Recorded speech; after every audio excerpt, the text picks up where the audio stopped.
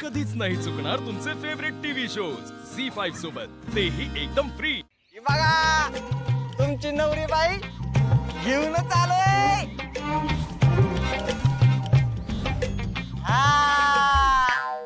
कसा इशे?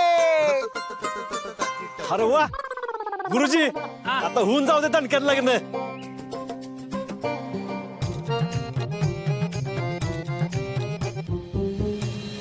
शुभमंगल सावधान स्वस्ति श्री गणनायकं गजमुखं मोरेश्वरं सिद्धिदम्।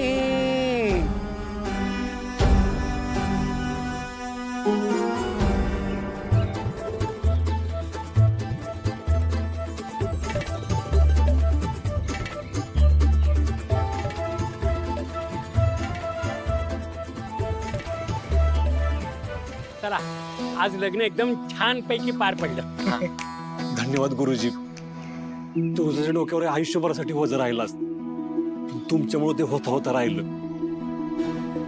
तुमच्या रूपात देवच धावून आला बघ।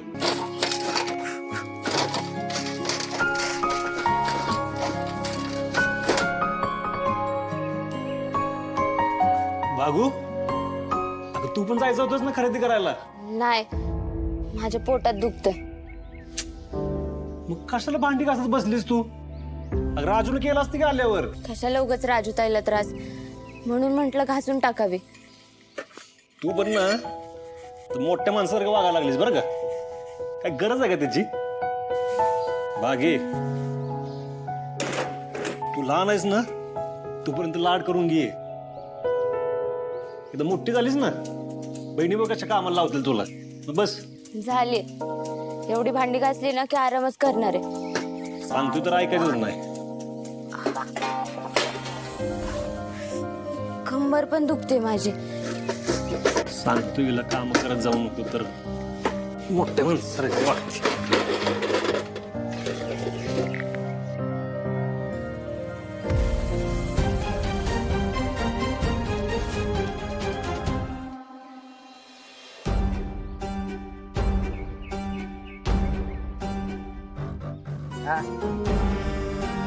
तर नोबत नोबत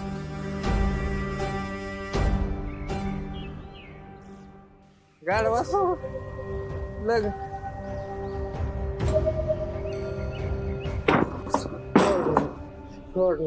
सत्या,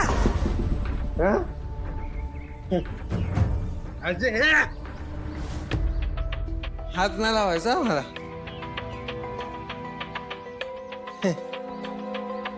अजय, तू का नाही अडवलं माझं लग्न गाढवा सोबत होताना?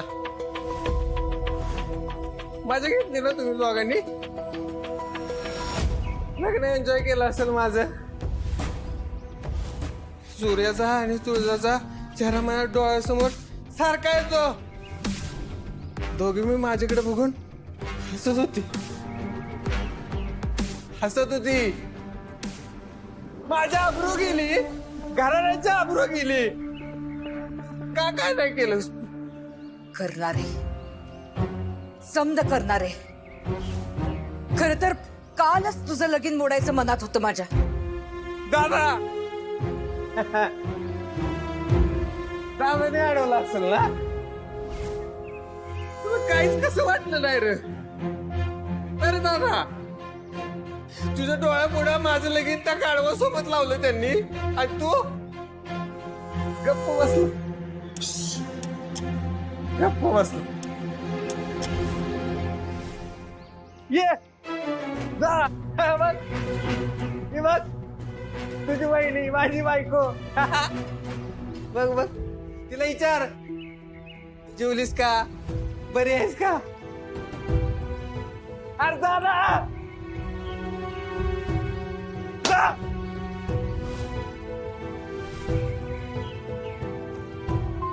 कधी कधी वाटत तो प्रसाद नाही, मीच तुझा सावत्र भाव आहे।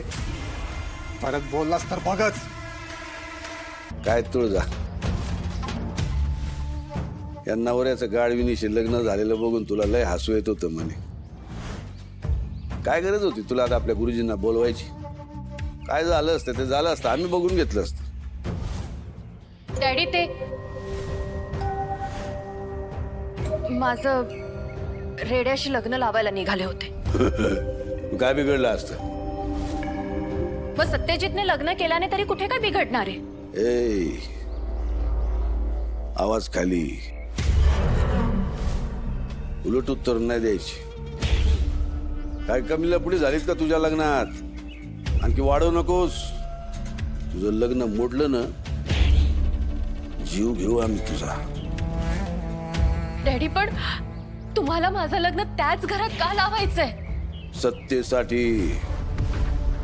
माणसाला मोठं व्हायचं असेल तर नुसता पैसा आणि मान सन्मान असून चालत नाही. सत्ता बी हातात लागते.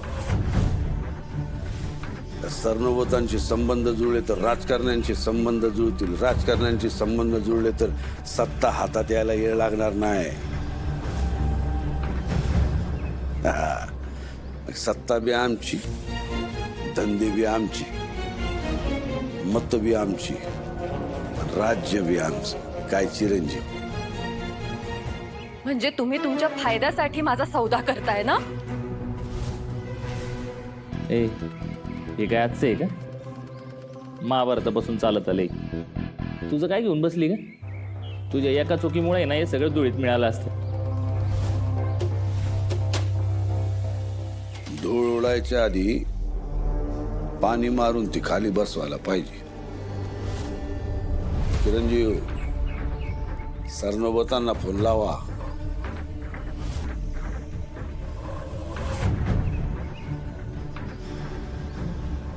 दाजी काय करताय? मी आमदार बोलतोय. सत्यजितराव जरा कामात आहेत. काही निरोप द्यायचा आहे का त्यांना? ते डॅडींना बोलायचं होतं काल जे काय झालं त्याबद्दल. देतो हा त्यांना. डॅडी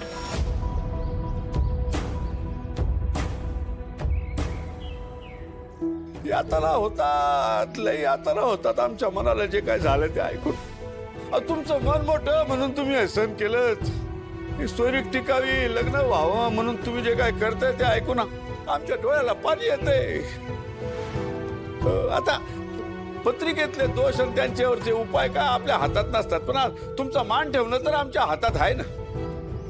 आता सत्यजितरावांनी गाढविनीशी लग्न करून आमचा मान ठेवला. आता आम्हाला तुमचा मान ठेवायचंय. आम्हाला तुमची माफी मागायची आणि तुम्ही आम्हाला अडवायचं रे. बघा ठीक आहे डॅडी, तुम्ही नका लय मनाला लावून घेऊ. अहो असं कसं? मुलाकडचे तुम्ही, तुमचा मान कायमच मोठा ना. बरं ठीक आहे डॅडी, मी करतो तुम्हाला नंतर फोन. हो सवडीनं निवांत करा. ठेवू का? ठेवतो बरं का. चिरंजीव, आता काही हे लग्न तुटत नाही बुवा.